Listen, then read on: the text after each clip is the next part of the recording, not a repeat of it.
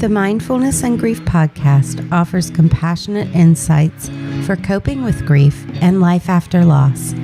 I'm Heather Stang, author of the Mindfulness and Grief book, and your host for this podcast.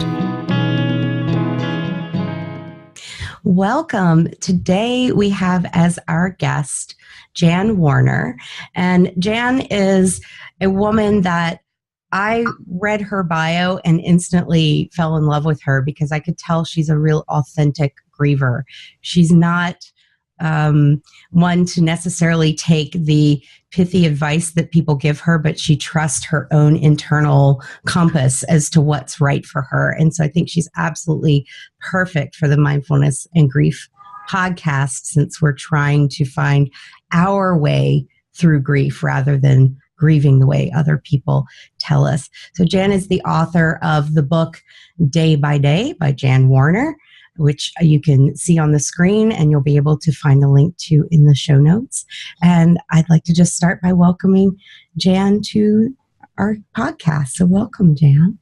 Well, thank you. And thank you for your kind words about me and about the book. I appreciate them. Well, they are very heartfelt. And I thought it might be nice to just start by getting to know you a little better, by maybe sharing with us who that is over your shoulder and why you are here today. My husband, Artie, who everybody wants to know about him, and it's interesting because they feel like they know him even if they never met him. He was a rough and tumble kind of guy. And we loved each other, but we also fought. So we were that perfect relationship in the sense that when somebody loves you at your best, it's okay. But when they love you at your absolute worst, it's amazing. And he was 21 years older than I was. He lied to me about his age when I first met him. So I thought that when he died, I would feel sad and I would miss him. I had no idea I would feel totally annihilated, like I had died with him. And then it would be such a struggle to start rebuilding myself. So grief was not what I imagined it would be when I thought about it. Yeah. And from what I've heard from so many spouses, and, you know, I'm always upfront, I haven't lost a spouse yet, or somebody in this relationship hasn't yet. But that, you know, even people who are grief professionals or you're a counselor, it doesn't matter what you know up here. It's just going to be this messy, unexpected experience. And so for you in the early days of that loss, and I'm curious throughout your loss history, but in the early days, what did you try? What worked? What didn't work? What clashed with your beliefs? Everything. I shouldn't laugh. The early days were just chaotic. They were crazy. I would be talking to somebody about something simple, like I'm packing a box to move to New York City, because we lived together in Carmel, California. But I wanted to move to New York City as soon as I could. And I would start crying hysterically. I felt that I was much more, I might not have been, but I was much more open to my sadness than people in bereavement groups that I went to. And it was a therapist that got me started on this, because she's a very sweet, wonderful, loving person. But she told me that my grief should be over in 6 months to a year, or that I had something called complicated grief. And I thought that was the most foolish thing I ever heard of, because I love my husband. I didn't understand that idea that I would even want to stop loving him. So from the very beginning, it was finding people that would validate my idea that you could be fully alive with grief. If you want to ask to be released from grief, that's okay. But when somebody's central to your life, my experience has been that you grieve for them until the day you die. I've explained to therapists that I've gone to that it's a recurring trauma. It's been 9 years, and I often wake up in the morning and look around and go, still dead. Okay, now what do I do? As a matter of fact, when I was walking in to do the interview, I thought, okay, I know you're dead, but come on, come in the room with me. I need you. Kind of So carry them with it's you. a different kind of thing. But I literally traveled all over the world. Richard Bandler, who started neurolinguistic programming, he did a small workshop, and I went there. I went anywhere where anybody was doing any kind of work that I felt like could help me save my life. Can you say more about neurolinguistic programming? Yes, neurolinguistic programming. I wish I had a good description for it. It's about training your brain to think in different ways, but it's not straightforward talking. I could tell you every day that I'm sad that my husband's dead, but that's not going to create change. So neurolinguistic programming is a way of changing how you think, changing how you move, setting up exercises that actually create changes as if your brain was a computer. It kind of is, isn't it? I mean, it's very plastic. I mean, and I decided with the book and all the other things I do that it's time to go back for a therapy touch-up. And I look for somebody that does hypnotherapy and NLP because I don't want to talk about it.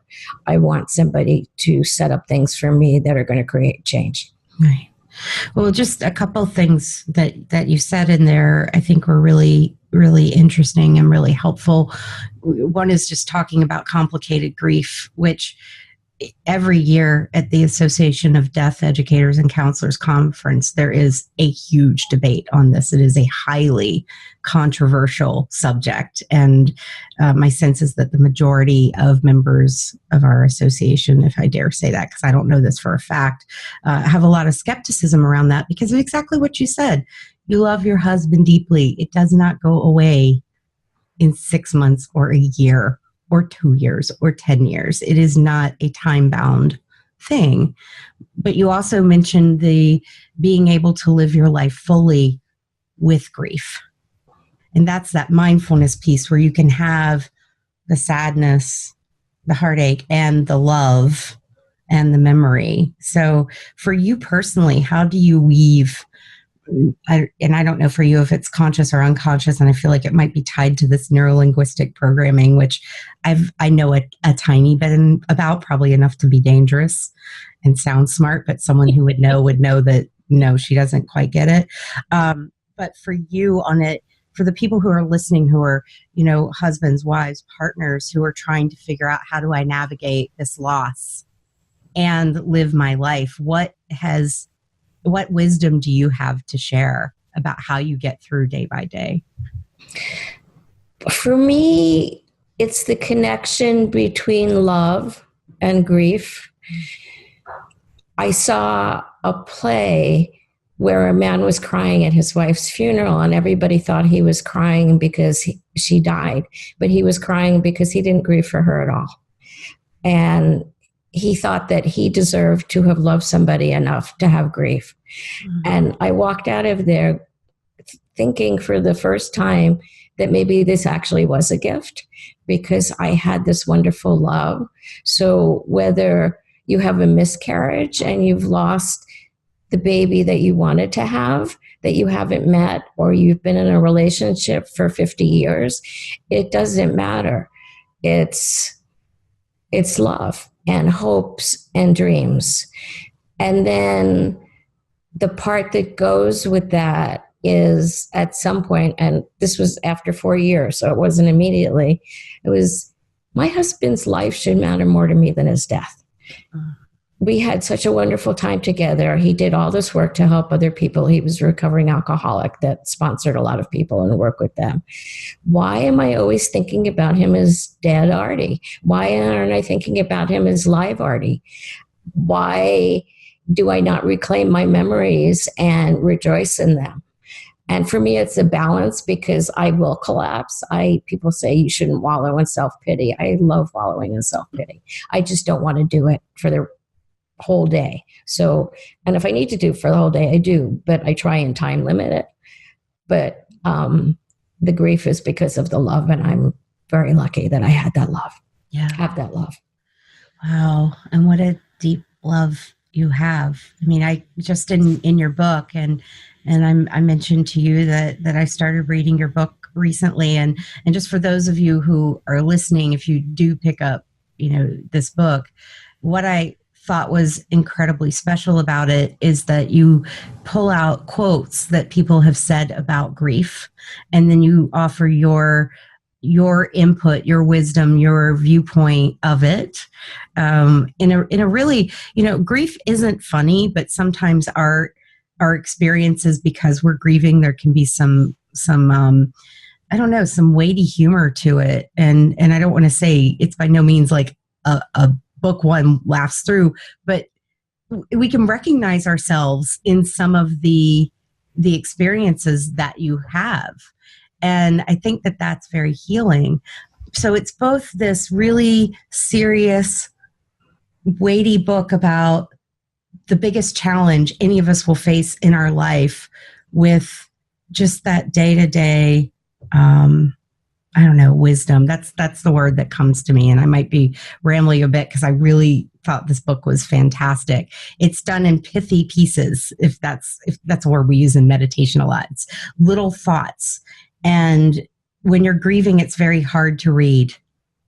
And so it literally is day by day, week by week, and you only have a little bit that you have to read, although I've been sneaking ahead and going further, and you can kind of carry that with you. And so since I've brought in that idea of humor in there, because I know that you've produced a Broadway play and you've been in this theatrical world, how does humor play in to dealing with the sadness that comes with grief? Well, somebody asked me once a question that I thought was really good. He said, do you joke with your dead? And I do. Yeah. And humor's always been a part of my life. I have two things that for me help a lot. One is showing up for things in the hopes that I will enjoy them, whether I want to go or not. And the other one is helping other people. And when my husband first died and I came to New York, I knew I loved theater, and I slept through everything. I even slept through Hugh Jackman and Daniel Craig, which I kind of wish I hadn't. Wow. And then I saw Carrie Fisher, and there was a part in Wishful Drinking where she calls on an audience member, and she called on me. And not only did I stay awake, I laughed, and she gave me a little medal on a ribbon at the end, which I still have, because it was, wait a minute, I can still laugh. And then the bereavement groups and the things we talked about at the beginning, the therapy, everything was too sad. So I took a course in comedy sketch writing, and the teacher said, why are you all here? And everybody said, Ma. And I said, well, my husband died, so I thought I'd do comedy. So like when the humor is gone, I feed it in. I'll go on Facebook and look for funny things. Right. If my humor gets lost, it's like, well, bring it back in. Yeah, I pulled some quotes from your book, which actually I realized about 5 minutes in that I was just going to be retyping your book as I was pulling out quotes, because I thought there were so many good ones. And one thing you said is that you've redefined joy. And, that's something that comes up a lot. In fact, recently in my online bereavement group, somebody put their intention was to find their joy again. And then the sentence you wrote came up, I have redefined joy. Mm-hmm. So talk to us about, what is your vision of joy now? I don't mind holding it all. So I'm always sad because my husband's not here, but I can be happy at the same time. So there wasn't, before he died, I had the anger, because I don't believe there are negative emotions. I think that they're all there for a reason. The Dalai Lama said that I get angry, but I don't hate, which means he doesn't hold on to it. So what I've been saying lately is, who am I to be more spiritual than the Dalai Lama? If he gets angry, I can get angry too. But it's like a huge layer cake. There's all different ways that you can describe it. So I can be happy. I'm not betraying my husband if I'm laughing. And I'm also not betraying him if I'm sad. But I can do it all at the same time. And every once in a while, there are moments of pure joy where I'm totally present to joy. But they're not as often as they were at the beginning. What are some of those moments for you? A lot comes from my granddaughter. My granddaughter was born 2 years after my husband died. And when my daughter was pregnant, I wasn't sure if I could love another human being, if I had room for it. But I also felt like a child needs you to be 100% present with them. So there are moments where we're like wrestling on the floor, or she says something totally amazing where it's just that crystal clear joy. Also, the way the book is set up, they gave me an outline. I didn't make up the outline. There's 52 topics, and I made every fifth topic a resting place. Because when I'm writing about despair or anger or confusion or people who you thought were your friends leaving you, my editor often said, could you be more encouraging here? Could you cheer this up? And I said, no. But under the section of hope, faith, beauty, those kind of things, is to be aware of those. And that's mindfulness to me, is to look around the room and say, what am I seeing that's beautiful right now?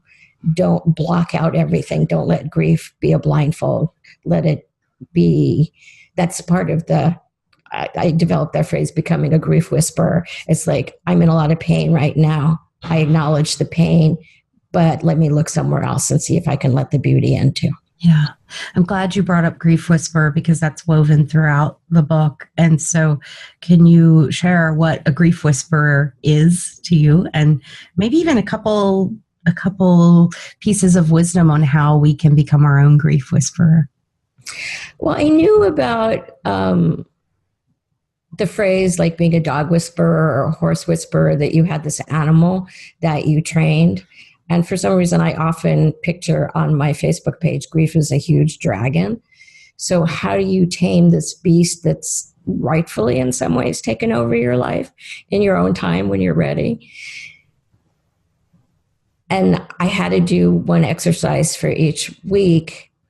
And they just, I don't know what they wanted me to call it, but I said, becoming a grief whisperer.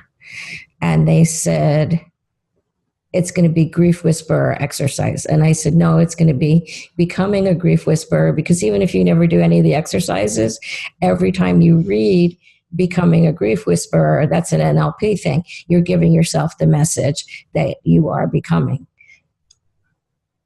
My grief makes me very comfortable in bed, covered with blankets, never wanting to go anywhere. My grief makes me want to cry and curse and yell and stay stuck in that black hole. So as I tame it, I can say things like, okay, right now I'm going to this thing. Don't hold me back. I'm going to the theater. I'm going to a party. I'm going to do an interview. I can do it, and I'll come back to you later. Because I feel like emotions are like small children. If you ignore them completely, that they get louder. There's one exercise in the book that I modified in order to do it in public. When you see something, I was at the theater and I saw a man put a sweater on his wife's shoulders, and it just like, it was such a loving gesture. It made me, so you look down and you acknowledge the pain. Ow, that really hurts.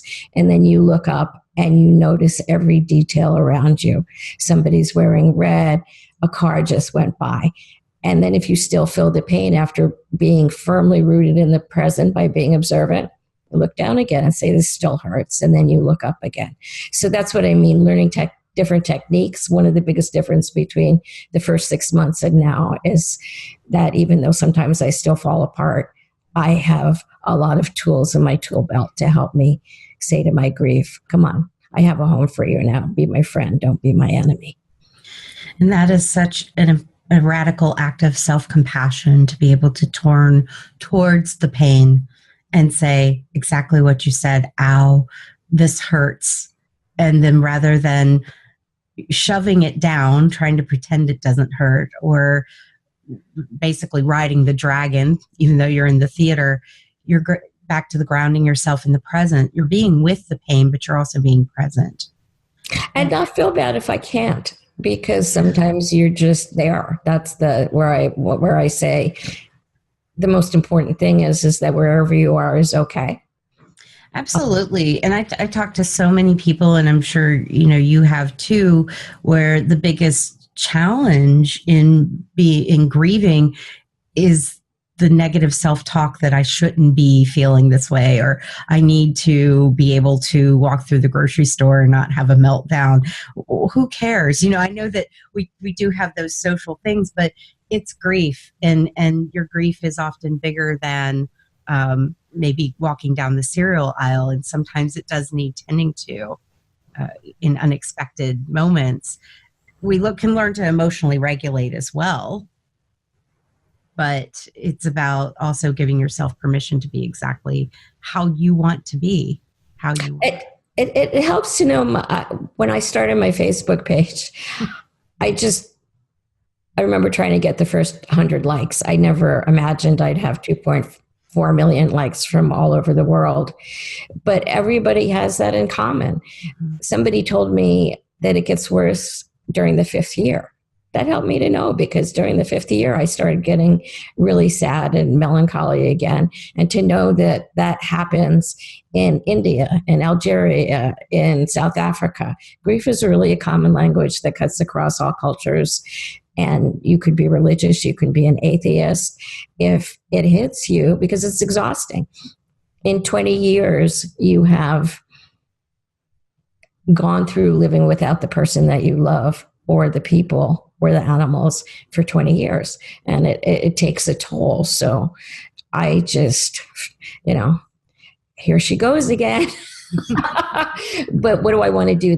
I'm going to say one more thing, is that sometimes people ask me, they're doing something and they say, is this normal? And of course, my first reaction is, why are you asking me? But I don't use the word normal. Is it serving the life I want to live? If it's not serving the life I want to live, can I change it? If I can't change it, can I forgive myself for not being able to change it? But it's not about normal, because if you're like me and you're open about things, you find that what you think is really strange and bizarre is common. Yeah. And because grief is so unique to each individual person, even though there are certain things we see rise up often, like everybody's experience is so very different. There's a lot of nuances to it as well. And so I love that reframing of the idea normal to, is this serving me? Mm-hmm.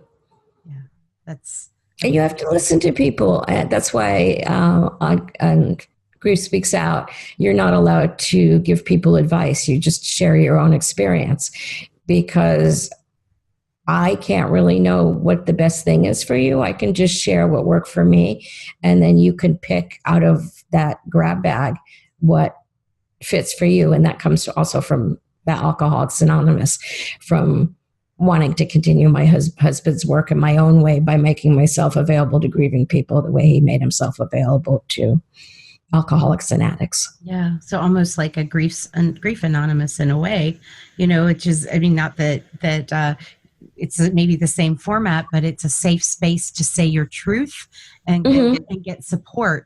And so tell us a little more about your amazing Facebook page with this huge community, because one of the things that I know, not only through the research I've read, but just through talking to people and my own grief journey, is social support, having other people by your side, whether it's virtually, whether it's a professional, whether it's a group of friends, is one of those things that can help us live the life that we want to live, even as we carry a loss. The nice thing about Facebook is that you can do it in your pajamas in bed. So if you're at a point in your life where you're isolated and you don't want to have human contact, you can still be parts of different communities. I considered suicide myself for the first 6 months because I thought my husband was going to come and get me. And I couldn't believe he didn't, because, how could he just go away and not come and get me? And then I thought, well, if I'm a really good wife, I'll go be with him. And then I couldn't do that to people, because when you're in so much pain and you choose to take your life, it creates pain in others. So then I was like, what am I going to do? And I thought, I can honor him, which I think is a really important thing. A lot of people that are looking for a way out or a way out temporarily can find it by honoring the person that they love who died in some way and keep, because if I'm going to remember my husband, but I want everybody to remember him, nobody's going to forget my husband. So I started a blog and I thought if I reach one person, that's enough. And then somebody said, you have to start a Facebook page. So I filled in what I needed to. And she said, I liked your page. And I said, oh, now I need to put something on it.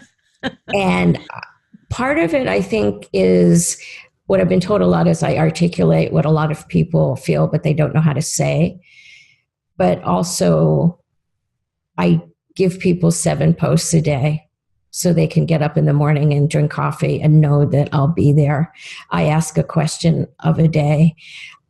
I don't allow any preaching or judgment or telling people what to do. And so people feel safe to say anything. One of my questions that I ask sometimes is, what's the craziest thing that you've ever done? Remember, you're on Facebook and this is an open page. And people will say things. Mine was, I'm making that face, mine was that my husband's ashes are in the original plastic bag that they brought it to me in, which I did not put in an urn. I put it in a pillow that's on my bed. And I thought when I told people that, they would run screaming away. Instead, I found that there are a lot of people that have ashes of their loved one in a plastic bag on a pillow in their bed. Or if you keep the room exactly the same, or if you gave away everything the next day, whatever it is, somebody else out there has done the same thing because we're trying to cope with things that we can't possibly cope with. Right. And as many, books as there are on grief and as much wonderful research has been done, it's really finding your way, through loss, which might to you seem strange. I know definitely I've had situations where loved ones have died where I'm like, gosh, this is weird. I'm doing this, but it seems like the right thing to do. It brings me comfort in that. As you said, in my line of work, I talk to, of course, a lot of people who are grieving, and I'll hear them say they did that. And I'll be like, yeah, Right. like, yes, that just seemed like the right thing at the time, or it was the right thing for me. And maybe even that word right, I think, is a tricky one with grief. I mean, is there a right or wrong? As long as you're not causing harm to yourself or others, it's what goes back to what you said. And what I often say, it's like, am I reducing the suffering in my life? Am I helping myself continue to live my life? Am I honoring my loved one whose relationship is still very much alive right now with me? Sadly, they're not right here, but I have conversations with my stepfather, my uncle on a daily basis, sometimes my grandfather, just different people. And my uncle's been dead for 40 years and he and I still converse pretty regularly. Yeah, that's exactly right. It's people often say that they know now that they're not crazy because they think that they're crazy, and grief can cause PTSD. It can cause depression, but that's not what grieving is. Grief is a thing of its own, and we do the same thing in our family. My granddaughter and I were bouncing a ball in the living room and it was going in all these weird directions. And she looked at me and she said, oh, I bet Grandpa Artie is playing. Not every family would be comfortable with that, but we have a dead family and a living family and they both love us. So right.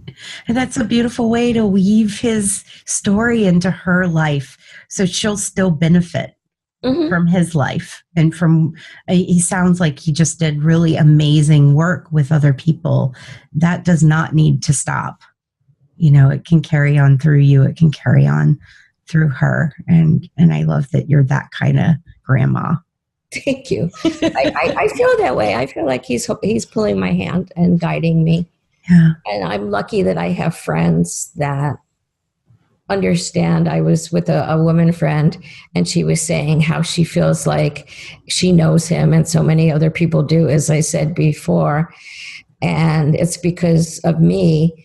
And I looked at her and I said, take it for what you will. But he just said, I should tell you, it's because he's so charismatic. I shouldn't take all the credit. Did he really say that to me? I don't know. It felt like it. But it was nice that she didn't say that I was hallucinating or anything like that. She just laughed. Right.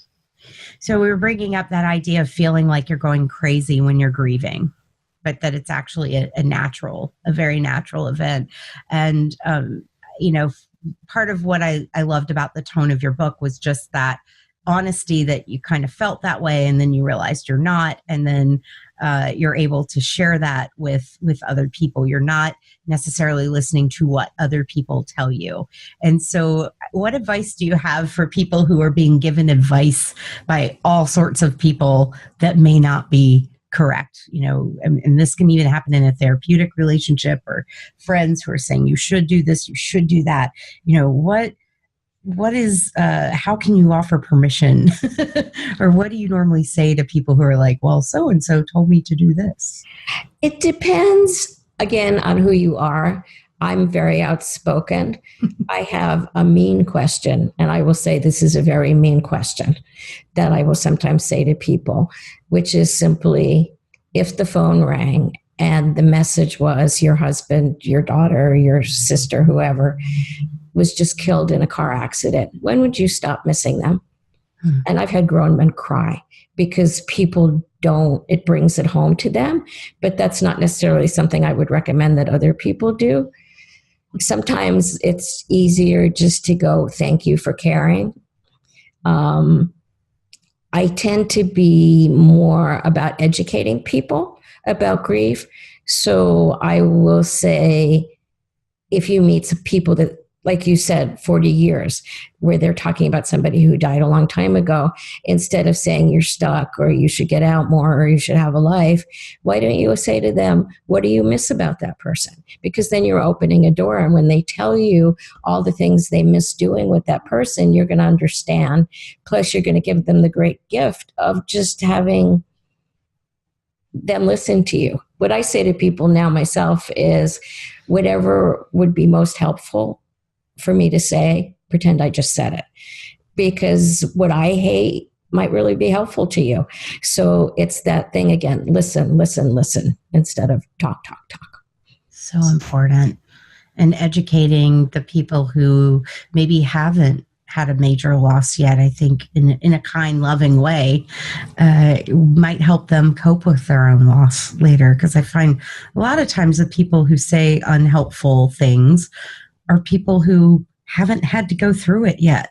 Mm-hmm. I even wonder, granted, I was my first major loss was when I was 7. So most of my life I've known what grief was, but I still kind of wonder, have there been times in my life where maybe I've said something unskillful because I was a little distant, or from my own loss, and it wasn't what I focused on the way it is now, and I didn't have my mindfulness practice, but well, whatever. I mean, maybe I did, maybe I didn't. I'm going to forgive whoever I was then and move on. But whenever we encounter those people who just say those hurtful things, they're another human being across from us, and we can create. But that's why I think silence is also okay, because it depends. Yeah. When I think every griever has this story. I thought I had this very clever response when people asked me how I was doing. I said, I'm okay with not being okay. And this very sweet woman, 3 weeks after he died, said, still?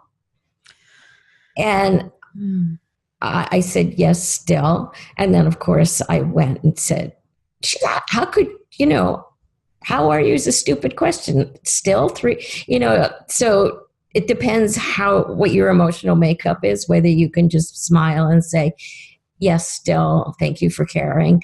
Or if you just have to resist the urge to smack upside the head. I do not recommend that as a response.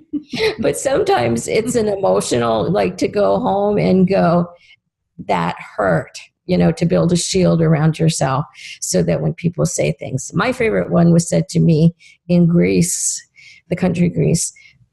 somebody said, your grief is so new. And this was after about 4 or 5 years. So they realized that it was new every day.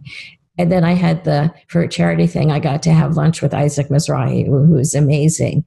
And he looked at me, he said, you're so lucky. And I said, why? He said, well, first you got to spend all this time with somebody who you love, who loved you, and now you're grieving for them. So many people, when someone in their life dies, they go, oh, thank goodness, now I don't have to deal with them anymore. And I hadn't heard that. I mean, this was 9 years in, and he again put a different perspective on it, that there are actually close people to me who I don't grieve for at all. So the fact that I'm grieving, it's a stretch at the beginning, is something that I can be grateful for as well as resentful for. It's that holding it again. Somebody asked me to answer a question, how do I grieve without becoming a bitter and resentful person? And my answer was, there's nothing wrong with bitter if you remember the sweet, and there's nothing wrong with resentment if you remember the gratitude. So, be willing to go back and forth. It's all about balance. Mm-hmm.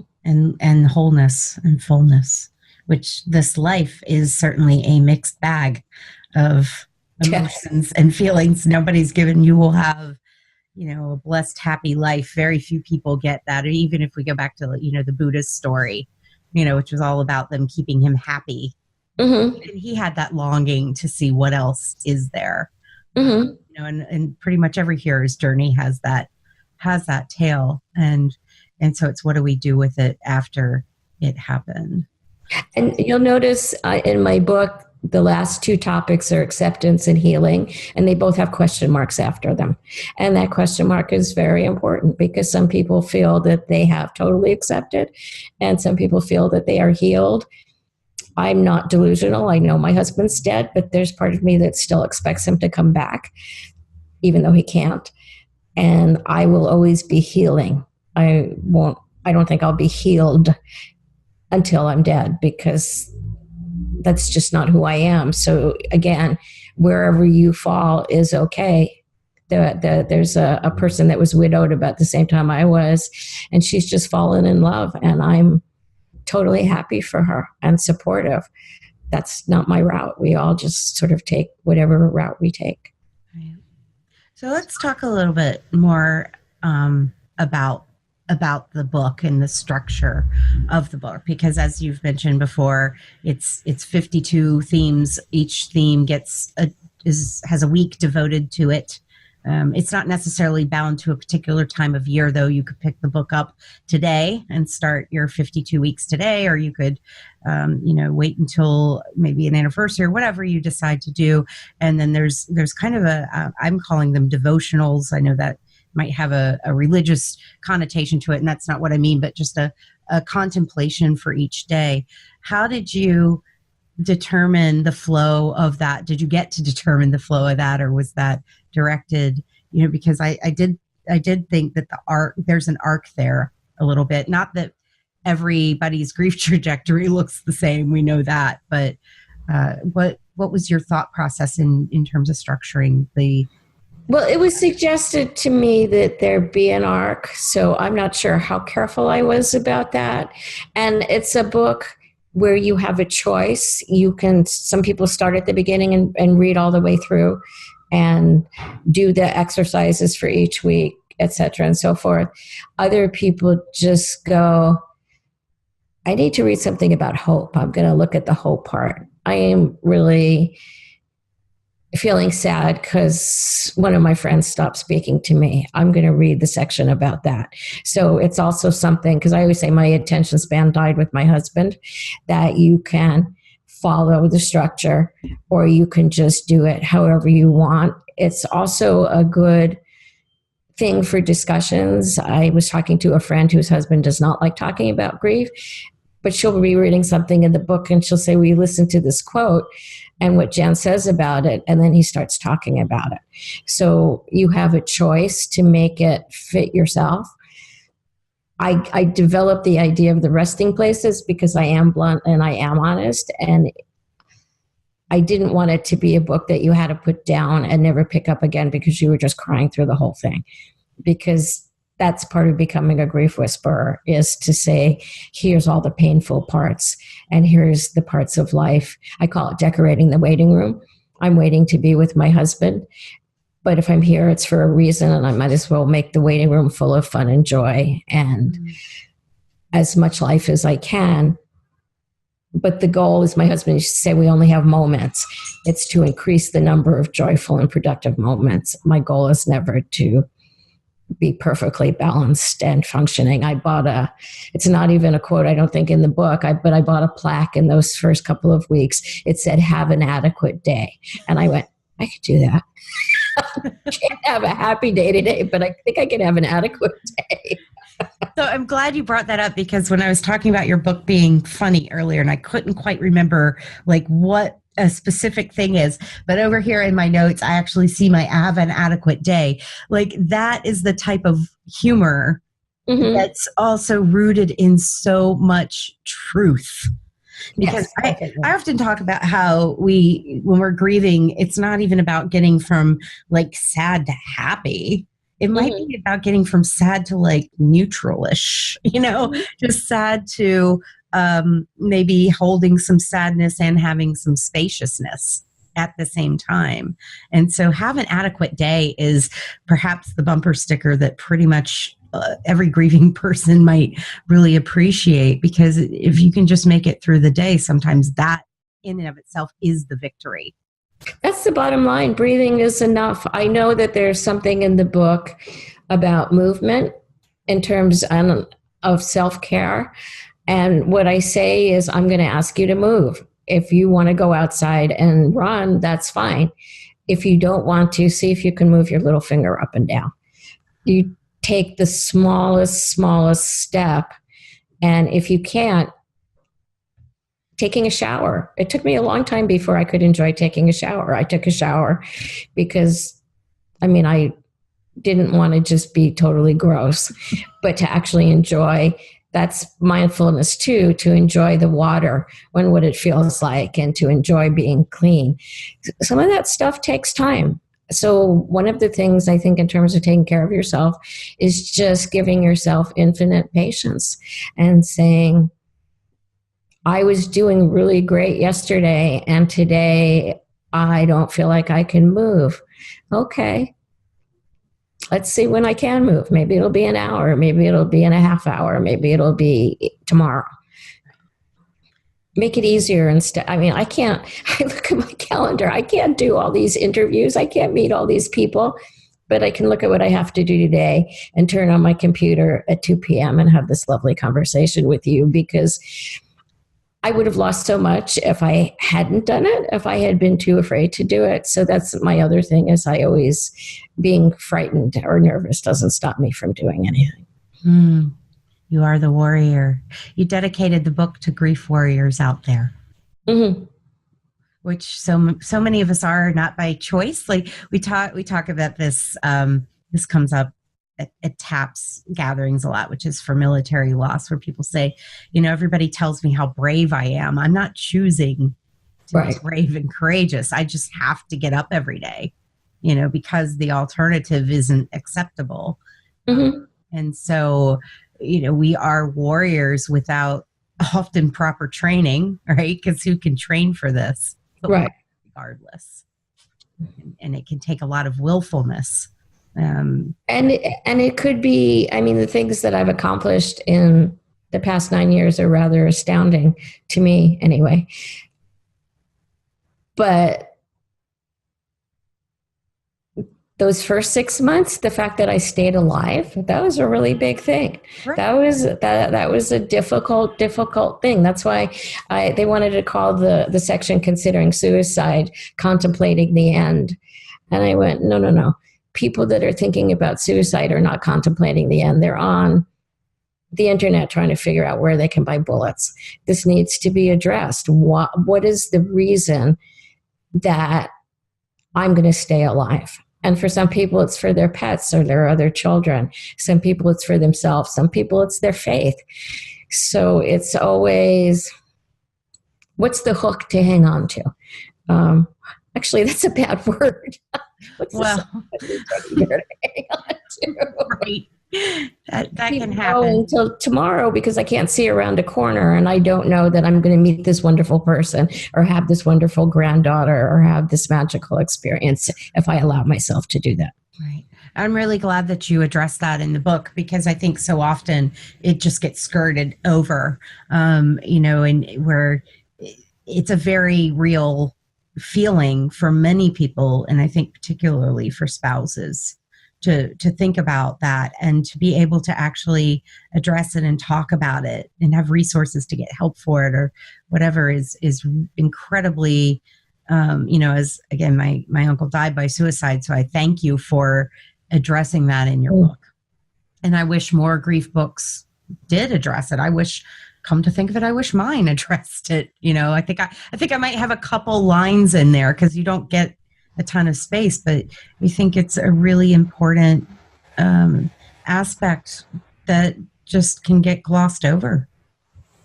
Or people are afraid to think about that, but they're also afraid. There's some people you can't stop.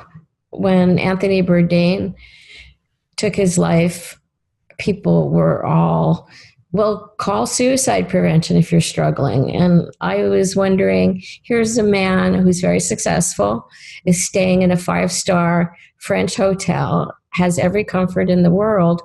What would somebody at a suicide prevention hotline have said to him that would have changed his mind?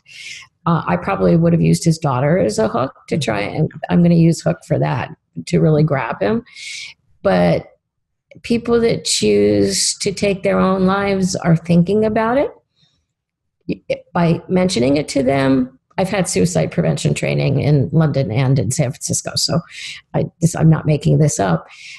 You need to ask, are you thinking about killing yourself? Do you have a plan? If your plan is pills or a gun, are you willing to give that to me? But then it calls for you to do something. But I think that's one of the saddest things for people to, especially, I don't know, I was going to say especially children, but I don't really compare grief because you always have that question, what could I have done to make this person feel less pain? And the answer might be nothing. Right. But it's a very difficult thing, and I think it needs to be addressed head on. Yeah. I skirted. I don't know if you know, I used to work on a suicide hotline. I actually did for 7 years. Oh, you did as well. And, yeah. And I think it's an interesting question. It's one that certainly has come up a lot. And, sometimes, you can't, when you're talking to someone, you might not be able to convince them mentally to stop, nor maybe is that the most skillful way. You might have to send intervention to get it physically stopped. But one thing I know from doing that type of work is that the whole fact that that there can be this culture around not talking about it if you think about it because somebody might freak out. Right.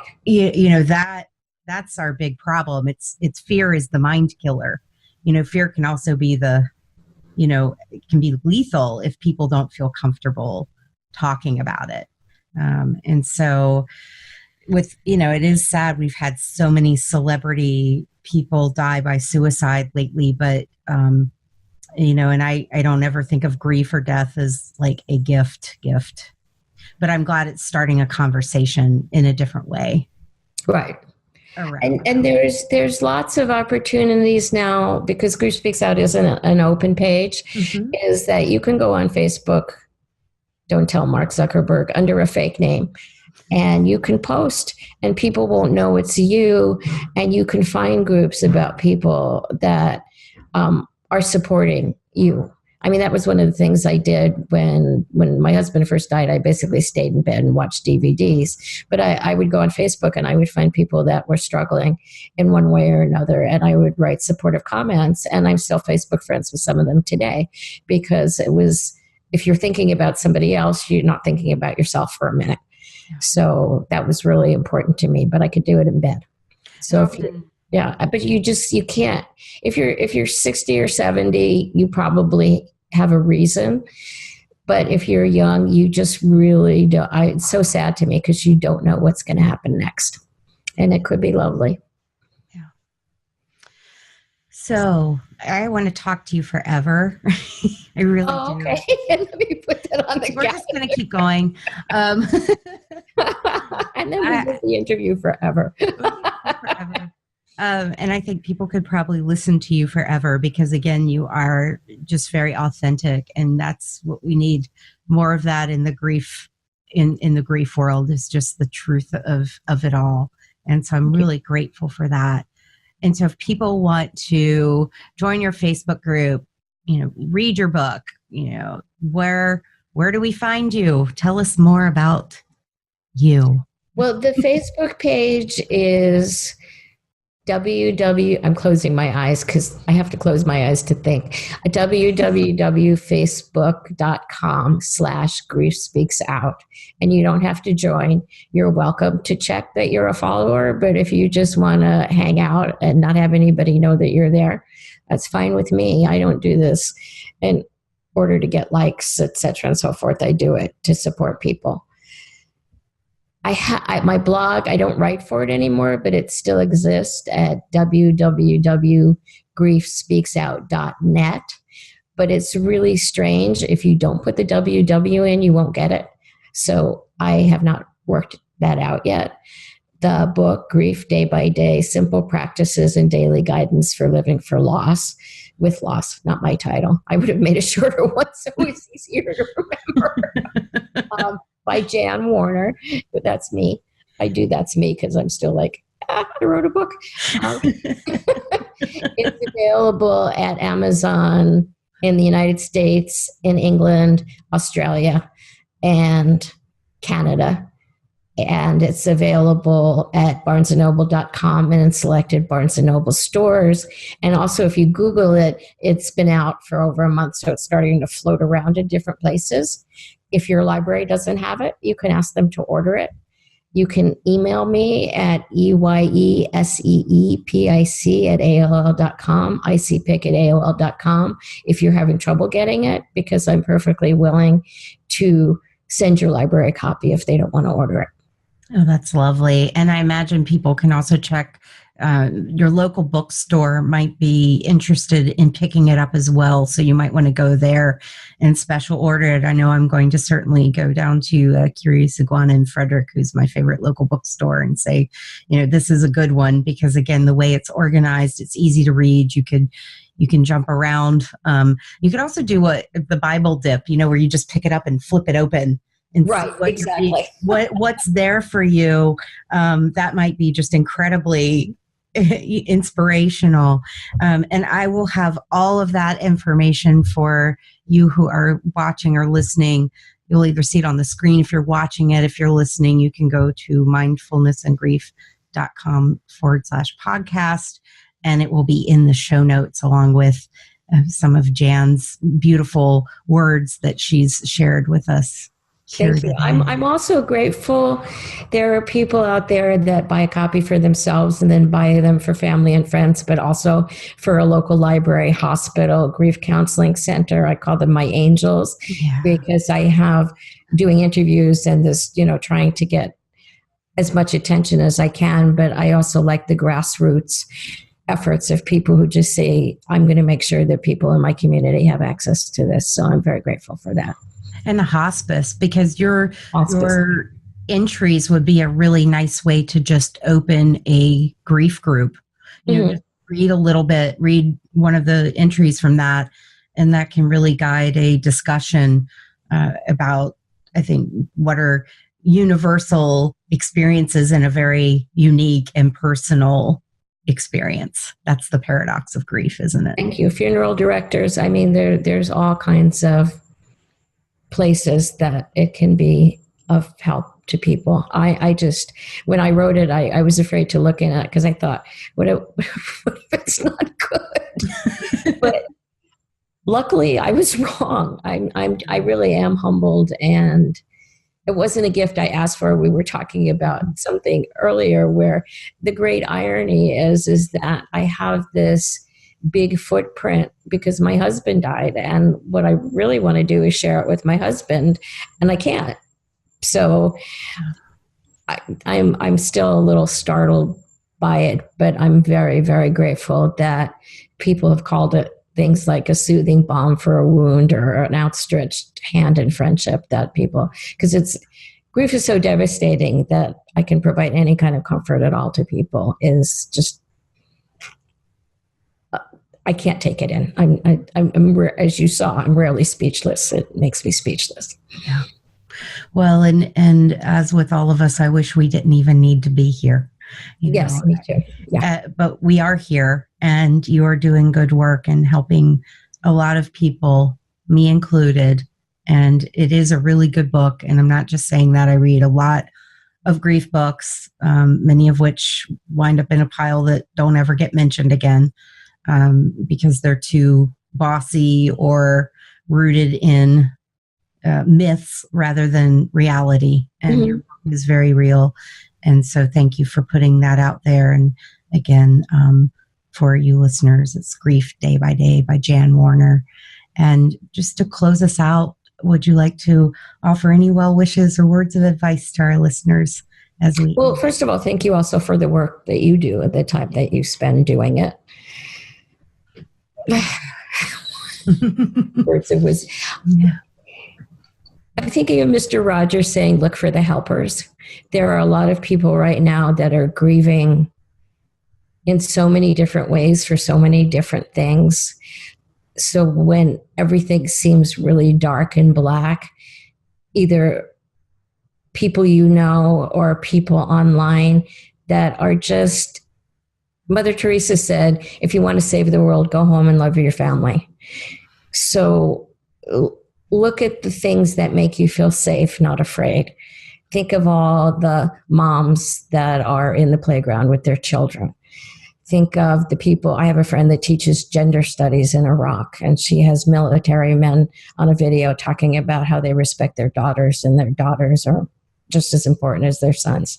So all over the world, there are people doing small everyday things and people doing big everyday things that are caring and loving, and there's no news alert about them. So you look for them yourself and you say, yes, I'm really upset about A, but wow, look at B and what those people are doing. That's beautiful. Filling your world with the good. Yeah. Yeah. Thank you, Jan. I'm so grateful for your time and for your heart. So you're welcome. Thank you. Thank you. I feel like I could reach through the screen and touch you, but I can't. Group hug. Group hug. All right, I'm going to stop. Thank you for joining us for the Mindfulness and Grief Podcast. If you found the information helpful, please help others find us by rating, reviewing, or subscribing to this podcast wherever you download your favorite shows. For additional grief support, including free guided meditations, visit us on the web at mindfulnessandgrief.com and consider adding the Mindfulness and Grief book to your self-care toolkit. Special thanks to our sound engineer, Todd Campbell of Hub City Recording, and to the Atomic Mosquitoes for our theme music. I'm Heather Stang, and I hope these teachings will be of great benefit to all who receive them. Until next time, namaste.